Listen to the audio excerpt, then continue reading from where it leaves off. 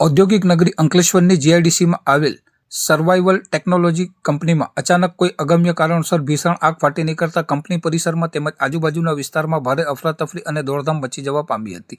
આગ એટલી ઝડપથી પ્રસરી ગઈ હતી કે કંપનીના પ્લાન્ટમાંથી કાળા ડિબાંગ ધુમાડાના ગોટે-ગોટા આકાશમાં ઉડતા નજરે ચડ્યા હતા, જેને પગલે આસપાસની અન્ય કંપનીઓના કર્મચારીઓ અને સ્થાનિક લોકોમાં પણ ભયનો માહોલ સર્જાયો હતો. આ દુર્ઘટના અંગે તાત્કાલિક disaster prevention and management centre અને ફાયર વિભાગને જાણ કરવામાં આવતા જ ફાયર બ્રિગેડના 2 ફાયર ટેન્ડરો કાફલા સાથે ઘટના સ્થળે દોડી આવ્યા હતા. ફાયર જવાનોએ તાબડતોડ પાણીનો મારો ચલાવી ભારે જહેમત બાદ આગ પર સંપૂર્ણ કાબુ મેળવી લીધો હતો, જેના કારણે એક મોટી હોનારત અટકી હતી અને આગને વધુ ફેલાતી રોકાઈ શકાઈ હતી.